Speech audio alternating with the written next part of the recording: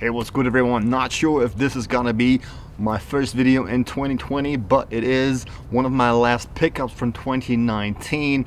But new year, new shoes, new videos, and this is probably gonna be one of the first ones. And it is a shoe that I already do own. It is by Asics, and one of my favorite Asics actually, the Gel Diable. It's not an AGR, and I'm not even sure if it's a collaboration, but it's definitely a project that Asics had done. It was more so a competition, and it is the Pensole Acady, and we're going to take a detailed look at that in a couple of seconds.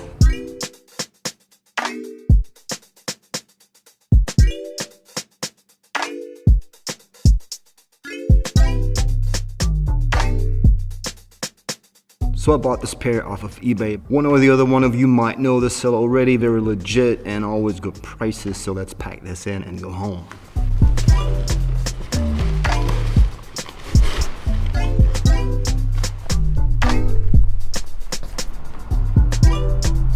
So the Asics Gel Diable, once upon a time in Kobe, all released in September of 2018. So why am I reviewing a shoe that this old?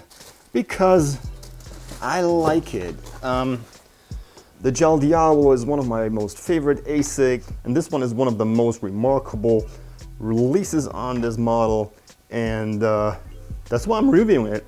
I think there have only been 4 collabs altogether.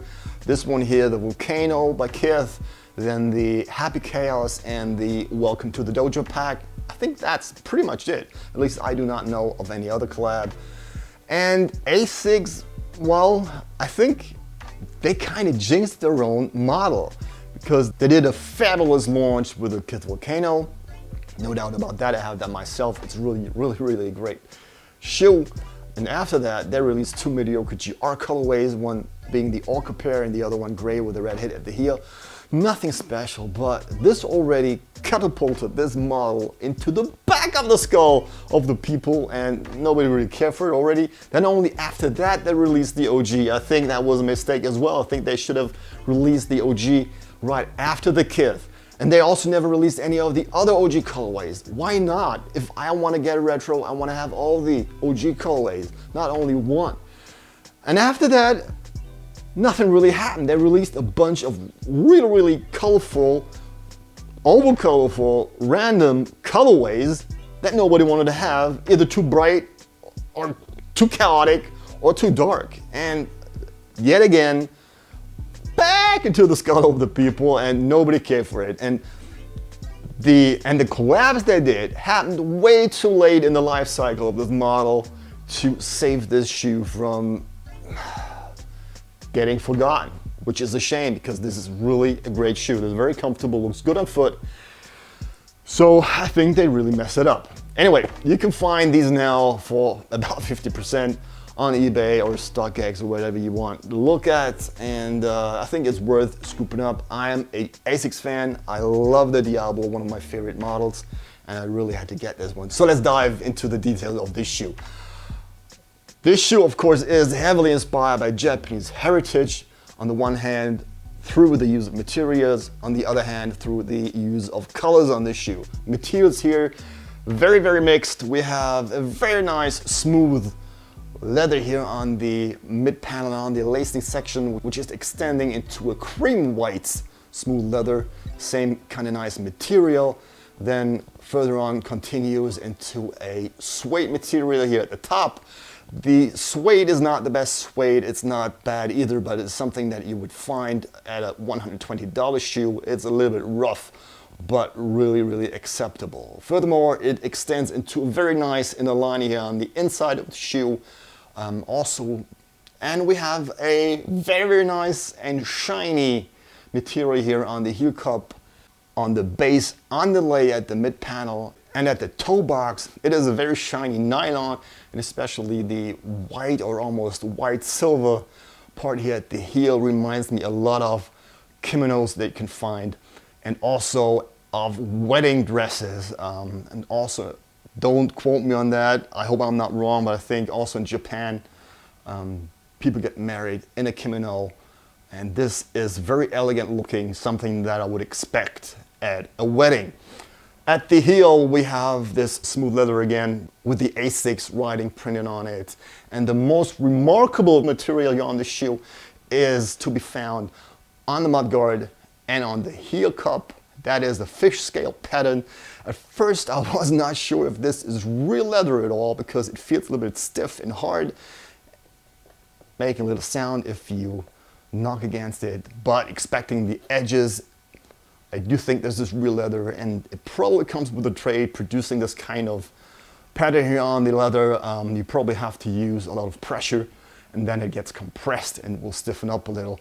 But it's not a problem wearing it. The shoe is very, very comfortable, so I don't see any issues wearing this shoe throughout the day. We have a smooth leather also on the tongue and a little blue suede patch here stitched onto it. The insole is in dark and white blue, and you can find a koi fish printed on it as well. I cannot take the insole out because it is glued in, and the colors here remind me a lot for one of the Kith Asics Gel Side Pacific. If you're familiar with that colorway, it looks almost identical, the same colors here. Also gave that shoe a Japanese vibe already, and also I can see the colors coming from the big wave of Kanagawa, a very famous print that I'm sure you will know. It is from around 1830 and is a very heavy source of inspiration for a lot of tattoo artists when they draw Japanese waves and Japanese tattoos. So I'm sure you have seen that before. So colors as well as materials really play a very heavy Japanese vibe on this shoe, which I really, really like.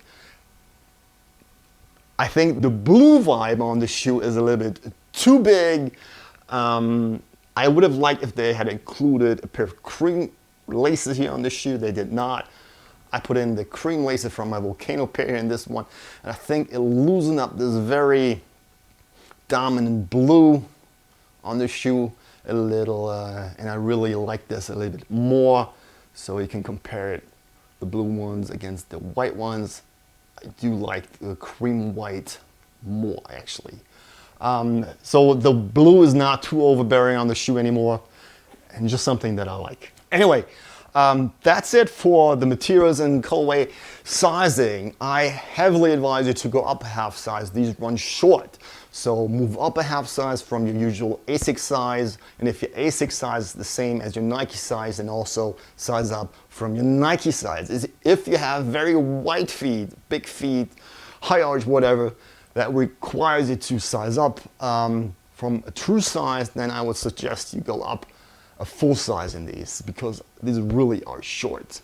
Other than that, there's not much more to add on this one. I really, really dig these. I'm glad that I was able to add these to the collection. I also want to add the Welcome to the Dojo Tai Chi white yellow pair. I think they're super dope. I wish I was able to find them. I have searched high and low for this model on the internet and wasn't able to find it in my size. If you find a size 13, let me know, hit me up. And that's it for today. That's it for the Asics Gel Diablo Once Upon a Time in Kobe. I hope you enjoyed the video. I hope it was useful for you, and I will see you in the next video. So thanks for watching. Until then, bye-bye.